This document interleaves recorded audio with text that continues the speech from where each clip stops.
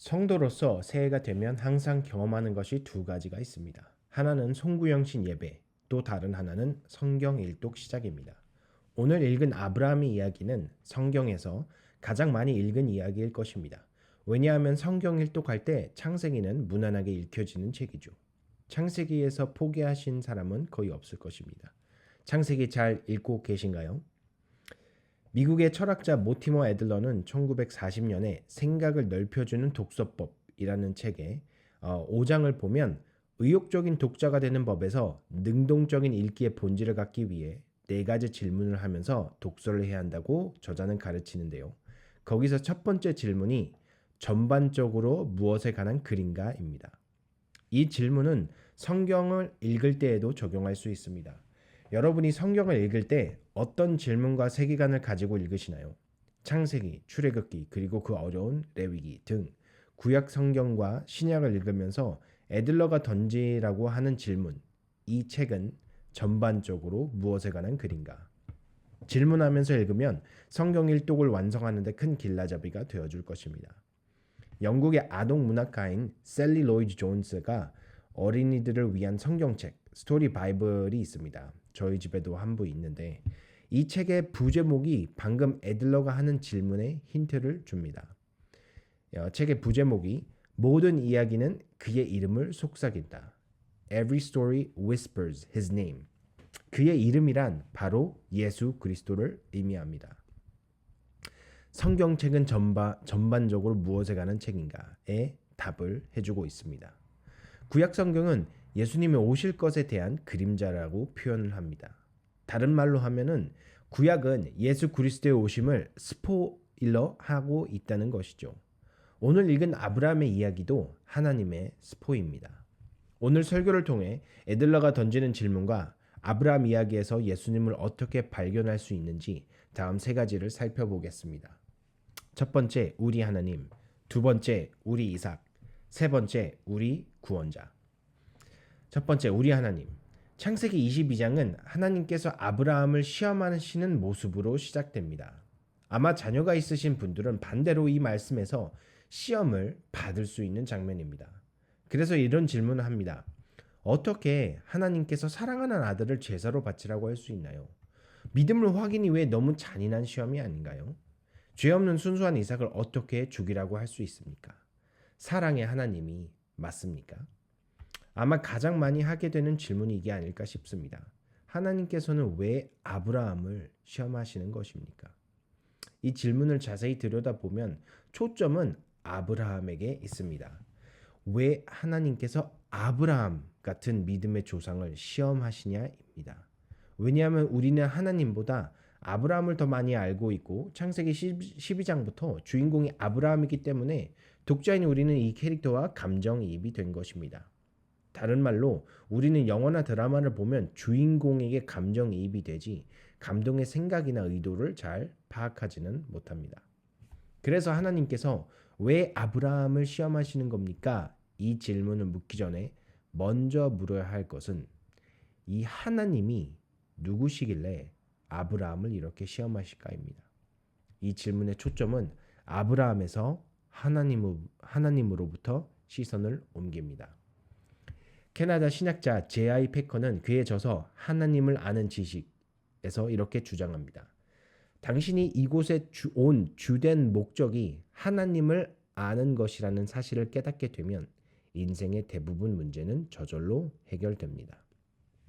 오늘 본문에서 아브라함의 성과인 순종과 믿음에 초점을 맞추는 것보다 아브라함을 먼저 선택하고 직접 부르시고 말씀으로 시험하시는 하나님을 아는 것이 우리 인생의 목적이며 성경 읽기의 목표가 됩니다.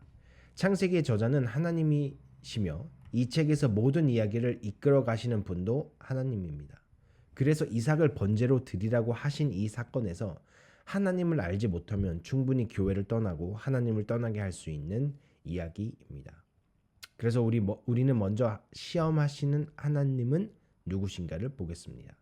창세기 22장의 하나님을 알기 전에 창세기 1장에서 11장과 창세기 12장에서 21장의 하나님을 아셔야 합니다.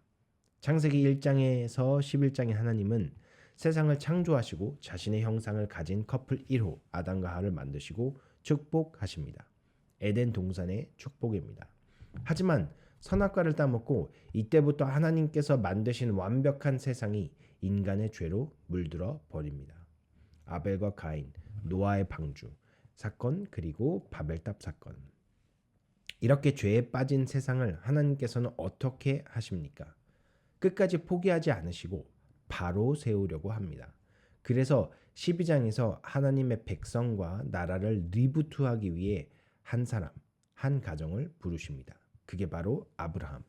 이 사람으로 하나님은 자신이 꿈꾸시는 새로운 나라, 새로운 백성들을 세울 것이라고 12장 1절에서 3절까지 약속하십니다. 하지만 아브라함은 부름받은 이후에 인간적으로 연약한 모습과 하나님과의 약속을 지키지 못하는 모습들이 나옵니다.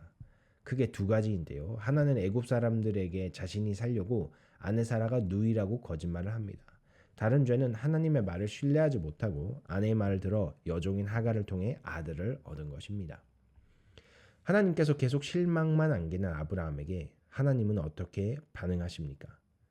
여기서 변하지 않는 분, 약속을 지키는 분이 누구십니까?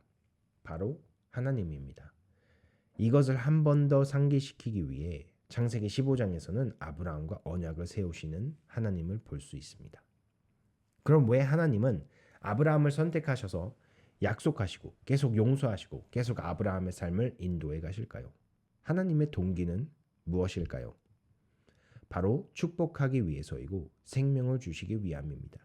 에덴 동산에서 아담과 하와에게 축복한 것처럼 아브라함에게도 그 복을 주시고 싶으신 것입니다.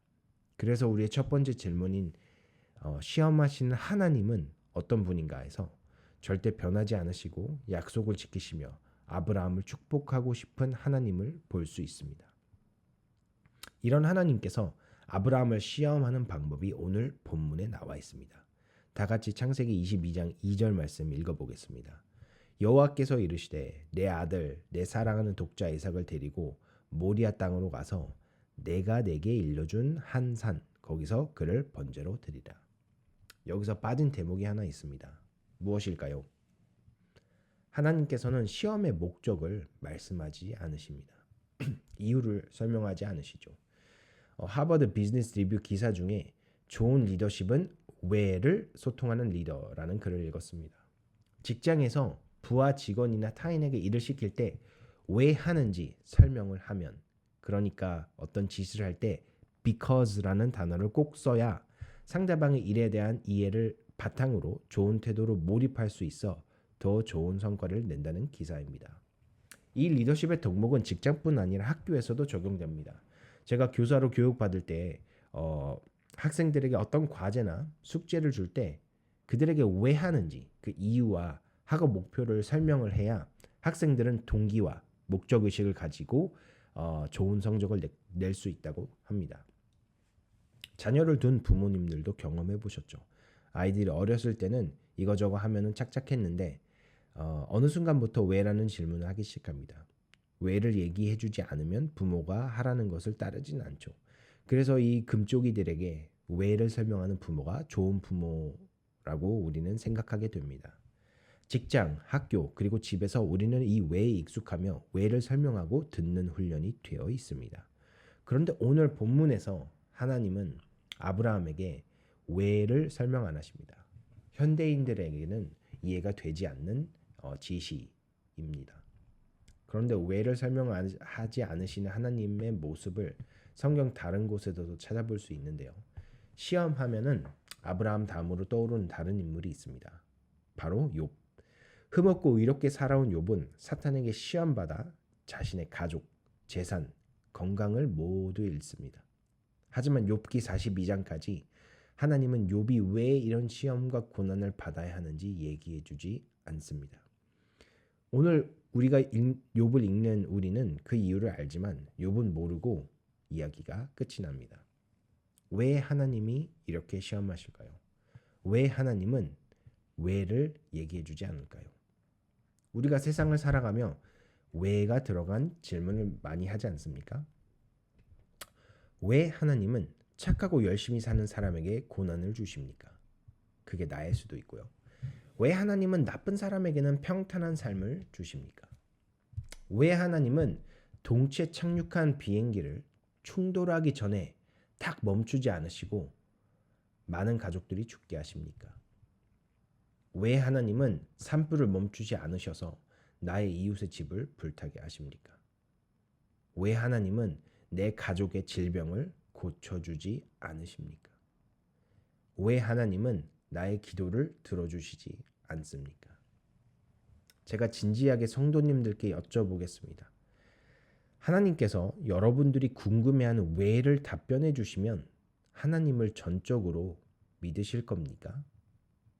성도님께서 이 고통과 아픔을 받아야 하는 목적을 하나님께서 설명하신다면 하나님을 더욱더 신뢰하시겠습니까? 하나님께서 나에게 왜를 설명해 주시고 나를 이해시키는 것이 내가 더 좋은 믿음 생활하는데 유익하다고 확신하십니까? 만약에 속으로 맞다, 그렇다라고 답변하셨다면 영화 하나 소개하고 가겠습니다. 작년 가을에 개봉한 영화 콘클라베. 이 영화의 줄거리는 새 교황을 선택하는 과정을 담은 내용입니다. 거기에 주인공으로 나오는 로렌스 추기경이 이런 말을 합니다. 내가 다른 모든 죄보다 두려워하게 된 죄가 하나 있습니다. 그것은 바로 확신입니다. 확신만 있고 의심이 없다면 신비가 없을 것입니다. 따라서 믿음이 필요 없게 됩니다. There's one sin which I have come to fear above all others. Certainty. If there was only certainty and no doubt, there would be no mystery, and therefore no need for faith. 왜 우리는 왜라는 질문을 던지고 그에 대한 답을 찾지 못하면 괴로워하나요? 만약 하나님께서 우리가 왜라고 던진 질문을 섬세하고 논리적으로 이해하기 쉽게 설명해 주신다면 우리는 하나님을 믿는 것보다 하나님이 펼친 논리나 설명을 믿는 것입니다. 이것은 믿음으로 사는 것이 아니라 논리 정연한 지식으로 설득된 확신으로 살게 됩니다. 그런데 이것에 대한 위험은 우리가 살다가 하나님께서는 언젠가는 내가 이해 못하는 또는 나와 다른 논리적 사고를 말씀하실 때 그때 어떻게 하시겠습니까? 그때도 나의 논리를 내려놓고 하나님의 논리에 순응하실 겁니까? 성경은 하나님의 위키피디아, 백과사전이 아닙니다. 성경은 하나님의 말씀입니다. 하나님은 세상의 창조주이시며 지금도 이 세상을 통치하고 계시는 왕입니다. 이런 하나님을 나의 사장으로, 나의 상사로 또는 내가 모르는 것을 알려주는 개인 과외 선생님으로 내려놓으시면 안 됩니다. 나에게 왜 이 시험이 유익한지, 왜 이 시험은 안 되는지 하나님과 나는 유익 공동체 또는 운명 공동체가 될 뿐이 아닙니다. 하나님은 나의 구원자로 오셨습니다. 따라서 성경에서 행하시는 모든 사건과 일들이 이해의 대상이 아니라 믿음의 대상입니다. 논리적으로 설득이 돼서 확신하는 것이 아니라 내가 이해하기 어렵더라도 믿어야 하는 것입니다. 그래서 아브라함은 하나님을 믿어야 했지 이해하려고 했다면 시험을 통과하지 못했을 것입니다. 미국 소설가 플래너리 오커너는 이렇게 말했습니다. 믿음이 당신을 위해 모든 것을 밝혀줄 것이라고 기대하지 마십시오. 그것은 확신이 아니라 신뢰입니다. Don't expect faith to clear things up for you. It is trust, not certainty. 여러분들이 던지는 왜 질문에 답을 주지 않으시는 하나님이 이해가 안 가죠. 그럼 반대로 하늘에서는 하나님께서 우리를 보시고 이해가 안 간다라고 로마서 1장에서 말씀하십니다. 로마서 1장 말씀에 창세로부터 그의 보이지 아니하는 것들 곧 그의 영원하신 능력과 신성이 그가 만드신 만물에 분명히 보여 알려졌나니 그러므로 그들이 핑계하지 못할지니라. 하나님을 알되 하나님을 영화롭게도 아니하며 감사하지도 아니하고 오히려 그의 생각이 허망하여지며 미련한 마음이 어두워졌나니 스스로 지혜 있다 하나 어리석게 되어 썩어지지 아니하는 하나님의 영광을 썩어질 사람과 새와 짐승과 기어다니는 동물 모양의 우상으로 바꾸었느니라. 다시 성경 인물로 돌아가서 만약 하나님께서 아브라함에게 이삭을 번제로 드리는 시험의 목적을 미리 브리핑하셨다면 욥에게 이 모든 시험과 고난을 지나가면 처음 복 받은 것보다 내가 몇 배 더 많은 복을 받을 거야라고 스포하셨다면 이들이 진정 하나님을 사랑하는지 경외하는지 어떻게 알 수 있나요? 사람이 자율적으로 선택할 수 있고 결정할 수 있는 완벽한 환경을 만들어줘야 사람들이 진짜 하나님을 사랑해서 그렇게 행동하는 건지 아니면 하나님께 받을 수 있는 무엇인가 그 복이 있으니까 그렇게 선택하고 행동하는 건지 알 수 있지 않습니까? 바로 선악과가 그런 것 아닙니까? 왜를 모르고 고통을 느끼시는 분들은 욥을 보십시오. 흠없이 살았지만 끝까지 왜 고난받는지 모르는 욥이 한 고백이 23장 10절에 나옵니다. 그러나 내가 가는 길을 그가 아시나니 그가 나를 단련하신 후에는 내가 순금같이 되어 나오리라. 여러분의 믿음, 아브라함의 믿음, 욥의 믿음을 순금 같게 하시려고 하나님을 믿으시길 바랍니다. 하나님께서 시험 받는 이유를 설명하실 수 있고 또는 안 하실 수 있습니다. 그런데 그 이유를 모르고 시험 받을 때에는 시험에 집중하는 것보다 하나님이 누구인지 묵상하는 기회로 삼으십시오. 다음으로 궁금한 것은 이런 하나님께서 왜 시험을 하시느냐입니다. 아브라함은 감사하게도 시험의 목적을 듣게 됩니다. 다 같이 창세기 22장 12절 말씀을 읽어보겠습니다. 사자가 이르시되 그 아이에게 내 손을 대지 말라. 그에게 아무 일도 하지 말라. 내가 내 아들 내 독자까지도 내게 아끼지 아니하였으니 내가 이제야 내가 하나님을 경외하는 줄을 아노라. 그런데 여기 조금 이상한 또는 의외의 단어가 있죠. 하나님을 경외하는 줄을 아노라. 왜 사랑 대신 경외라는 말을 했을까요? 성경 상식 사전에 하나님을 경외한다는 의미를 이렇게 해석하고 있습니다. 삶의 모든 영역에서 하나님의 절대 주권을 인정하는 가운데 하나님을 전적으로 믿고 의지하며 순종하는 삶의 자세. 지금 딱 아브라함의 모습이죠. 이게 피부로 와닿으려면 아브라함에게 이삭이 어떤 의미인지 이해하고 왜 하나님께서 이런 시험을 내리셨는지 또 그리고 경외라는 단어를 썼는지 알게 될 수 있습니다. 두 번째, 우리 이삭. 먼저 설교 제목부터 이해하고 가겠습니다. 설교 제목이 되게 신앙적으로 들리지만 사실은 소망의 거울이란 1997년도 출간된 청소년 소설책 해리포터 시리즈 1권 마법사의 돌에 나오는 거울입니다. 혹시 여러분들 읽어보셨나요? 해리포터가 창고 같은 곳에서 한 전신 거울을 발견합니다. 먼지도 많이 쌓인 거울에 그 해리포터가 거울 앞에 서는데 그런데 거기 거울에 자신만 비춘 것이 아니라 갑자기 거울에 엄마 아빠가 나타난 겁니다. 참고로 해리포터는 부모님을 어려서부터 잃어서 부모님이 살아계시지 않습니다. 그래서 깜짝 놀라서 뒤를 돌아보니까 주변에는 아무도 없고 자기 혼자만 있습니다. 다시 거울을 보니까 다시 부모님이 나타난 거예요. 그 부모님이 해리포터를 사랑하는 이렇게 포옹도 해주고 그런 모습들이 나타났습니다. 너무 놀라서 이게 무슨 일인지 생각하는 동안에 호그와트 교장 선생님인 덤블도어가 들어와서 거울에 대해 이렇게 설명해 줍니다. 이 거울은 마술을 가진 거울인데 우리 마음의 가장 깊고 절실한 소망을 보여준다. This mirror shows the deepest, most desperate desires of our hearts. 원작에서 거울의 영어 이름은 에리세드입니다. 이거는 desire를 거꾸로 한 이름입니다. 그래서 거울을 비추면 다시 desire가 보이는 거죠. 설교 제목이 아브라함의 에리세드로 하려고 했는데 아내가 그렇게 하면 아무도 이해 못한다고 해서 번역된 한국말로는 소망의 거울로 대신했습니다. 네, 아내의 말을 들어서 손해볼 것은 하나도 없습니다. 창세기 12장에서 21장의 아브라함의 소망의 거울 에리세드 앞에 섰다면 뭐를 봤을까요? 아브라함이 가장 깊고 절실한 소망이자 꿈인 바로 아들 이삭이 보였을 것입니다. 왜 아들인지 왜 이삭인지 이해하려면 아브라함이 살고 있는 시대 배경을 이해하셔야 합니다. 고대 문명 시대에는 지금처럼 개인주의 사회가 아니었습니다. 그 당시 사람들의 꿈과 희망은 개인의 성공, 출세 또는 명성을 세우는 것이 아니었습니다. 그 당시 모두 가족 단위로 함께 살았기 때문에 누구도 가족 밖으로 나가지 않았습니다. 또 기억해야 할 것은 이 당시 장자 상속권이라는 제도, 즉 첫째 아들이 대부분의 부동산, 땅과 부를 이어받았습니다. 그래서 고대 문명 시대에는 가족의 꿈과 희망이 모두 누구에게 쏠려 있습니까? 바로 장자입니다. 바로 첫째 아들. 하나님은 아브라함 마음 깊이 있는 절실한 소망을 알았습니다. 소망의 거울에 비춰진 아브라함은 하나님이 아닌 이삭이 가득했습니다. 곧 이삭이 우상이 되어버린 거죠. 우상이 무엇입니까?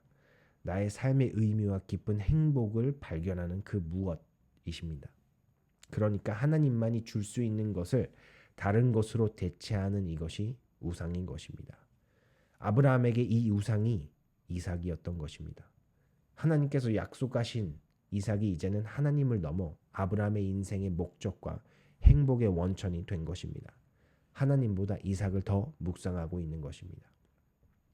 왜 하나님께서 이삭을 그럼 바치라고 했을까요? 하나님의 시험 목적은 아브라함이 세운 마음의 우상을 드러내기 위함입니다. 왜냐하면 이 우상을 계속 그의 마음 중심에 두면 서서히 그를 죽게 하고 하나님을 멀리하게 할 것이니까요. 여러분의 이삭은 무엇입니까?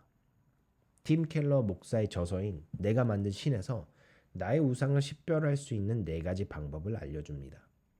첫째는 나의 생각의 내용을 점검해야 한다는 것입니다. 어떤 책임이나 나에게 요구사항이 없을 때 나의 무의식적인 생각이 어디로 흘러가고 있나요? 나 혼자 고요히 앉아 있을 수 있는 시간에 어떤 상상력이 가동되나요? 좋은 집을 꿈꾸나요? 더 나은 경제적 삶을 꿈꾸나요? 자녀가 좋은 성적을 받는 것을 상상하나요? 아니면 또는 유럽 이웃들에게 인정받는 모습을 꿈꾸나요? 두 번째, 돈을 어떻게 쓰는지 보면 진짜 사랑하는 것이 무엇인지 알 수 있습니다. 마태복음 6장에 예수님께서 내 보물이 있는 그곳에 내 마음도 있느니라. 우리가 사랑하는 것에 있어 우리는 돈을 아끼지 않는 특성을 가지고 있죠. 여러분은 어떤 것에 돈을 아끼지 않으시나요? 세 번째, 기도가 응답되지 않고 희망이 꺾일 때 어떻게 반응한지 보라입니다. 나의 기도가 응답되면 누구나 하나님께 감사하고 특별 헌금하고 예배를 할 수 있습니다. 하지만 원하고 바라는 것이 이루어지지 않을 때는 어떻게 반응하십니까? 하나님께 뭐라고 하십니까? 네 번째는 가장 통제하기 어려운 감정을 보라는 것입니다. 여러분은 언제 경노하십니까? 어떤 상황과 또는 누구 때문에 소리를 지르고 싶거나 내 손에 있는 물건을 던지고 싶어 합니까? 내가 원하는 것을 쟁취하지 못했을 때 나의 반응은 어떻습니까? 또는 내가 벌써 갖고 있는 것이 위협받을 때 그것을 잃을까봐 두려워하십니까? 이것 없이는 내 삶의 의미가 없어질 것이라고 생각하시나요?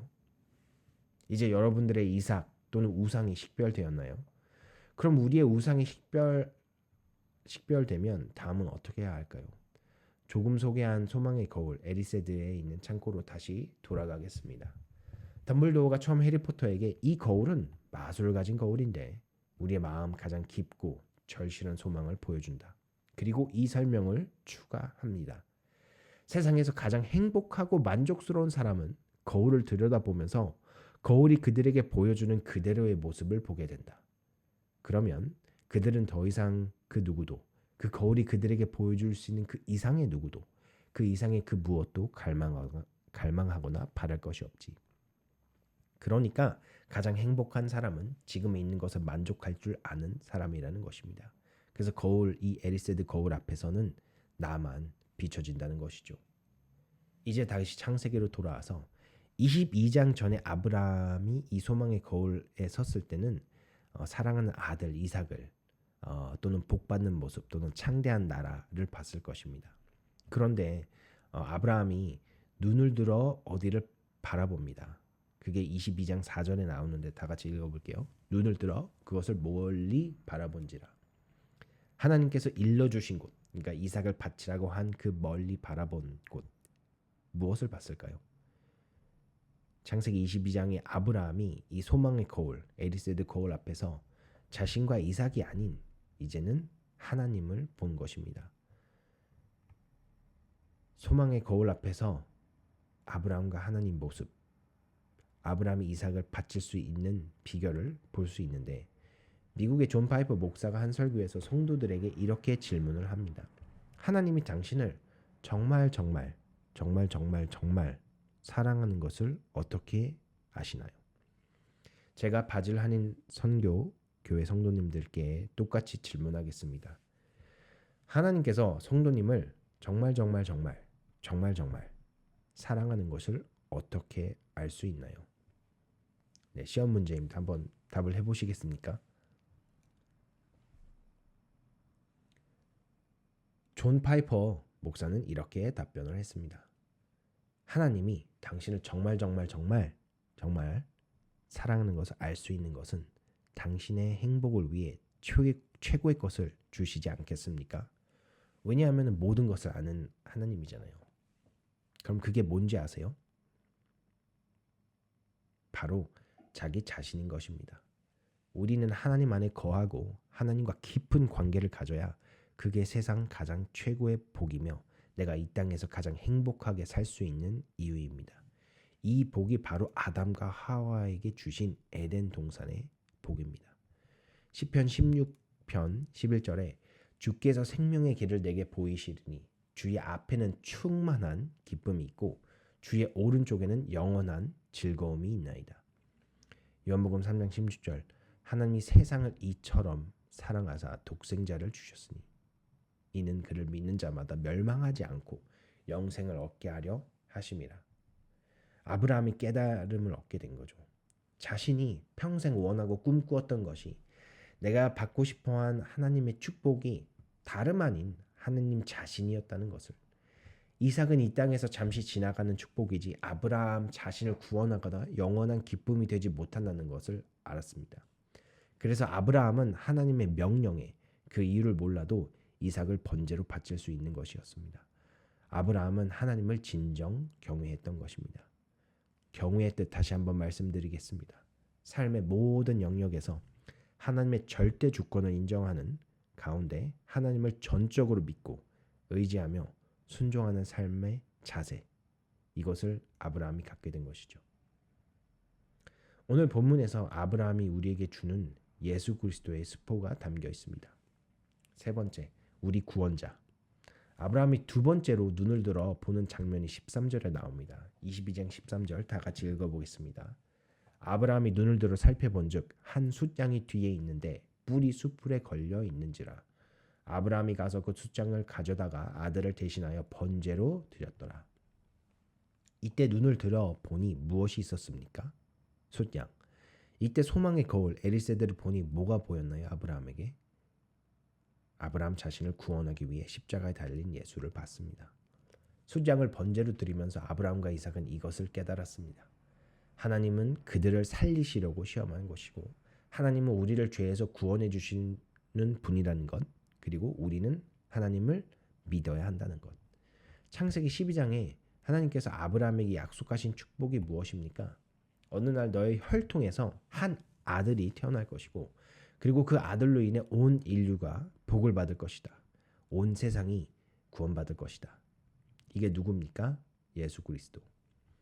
오늘 사건 이후 몇천 년 후에 또 다른 아들이 다른 산을 오릅니다. 그의 이름은 예수이며 그 언덕의 이름은 골고다입니다. 이삭이 번제나무를 들고 올라간 것처럼 예수님은 우리가 지어야 할 십자가를, 이 십자가 나무를 등에 지고 골고다 언덕을 오르십니다. 아브라함이 이삭을 결박하여 제단나무에 놓고 죽이려 했던 것처럼 하늘 아버지께서는 자신의 아들 예수를 십자가에 결박하십니다. 그리고 아들의 마지막 부르짖음 엘리 엘리 라마 사박더니 나의 하느님 어찌하여 나를 버리셨나이까, 이 부르짖음에 응답을 하지 않으시고 아들을 버려 죽게 하십니다. 왜요? 나의 죄값을 하나님께서 그의 아들의 피로 대신 치르신 것입니다. 대신 정산한 것입니다. 그의 피로 여러분과 저의 죄가 사함을 받을 수 있는 것입니다. 예수의 피 때문에 여러분과 제가 오늘 예배 자리에 나와 하나님을 경배할 수 있는 것입니다. 하나님의 사자가 아브라함에게 12절에 내가 내 아들 내 독자까지도 내게 아끼지 아니하였으니 내가 이제야 내가 하나님을 경외한 줄 아노라. 말했던 것처럼 이제는 우리가 예수의 십자가를 보고 이렇게 말할 수 있게 되었습니다. 하늘 아버지께서 나를 정말 사랑하셔서 자신의 독생자를 아끼지 않으시고 나를 위해 번제물로 주셨구나. 십자가를 보실 때 이 말씀을 묵상하시나요?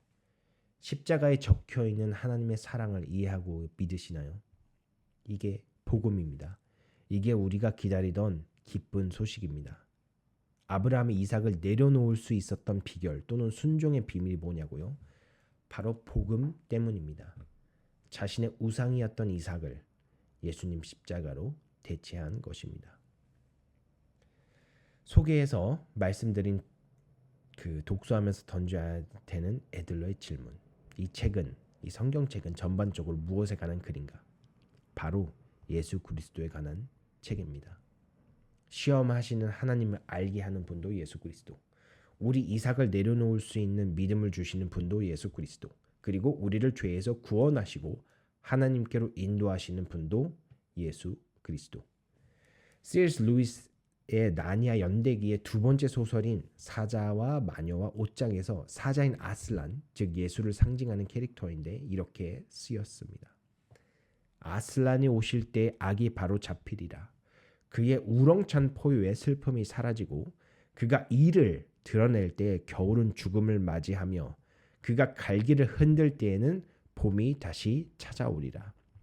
진짜 서울의 봄은, 진짜 이 세상의 봄은 예수님께서 이 땅에 재림하실 때 영원한 봄 같은 날씨가 있는 에덴 동산에서 주님의 은혜로 해처럼 밝게 살면서 주를 찬양할 것입니다. 이 봄을 기억하고 기다리는데 인내하기 위해 날마다 말씀을 묵상하며 소망의 거울 앞에 섰을 때 나와 우리 가족이 예수님 손잡고 해처럼 밝게 빛나는 모습을 보는 은혜가 있기를 축복합니다. 기도하시겠습니다. 하늘에 계신 하나님, 하나님을 알 수 있도록 우리에게 성경을 선물로 주신 것을 감사드립니다. 비록 우리에게 이해하지 못하는 시험이 오더라도 오늘 아브라함의 이야기에서 예수님의 십자가 보혈을 스포하신 것처럼 이것을 붙들고 시험을 넉넉히 이길 수 있는 믿음과 은혜를 주세요. 나를 사랑하시고 나와 영생을 같이 보내고 싶으셔서 이 땅에 사랑하시는 독생자를 보내셔 그를 죽일 만큼 나를 아끼지 않는 하나님의 사랑을 기억하는 은혜가 날마다 넘쳐나게 해주세요. 우리가 봄을 기다리듯 다시 이 땅에 재림하셔서 나를 꼭 안아주실, 나를 기다리시는 살아계신 예수님의 이름으로 기도합니다. 아멘.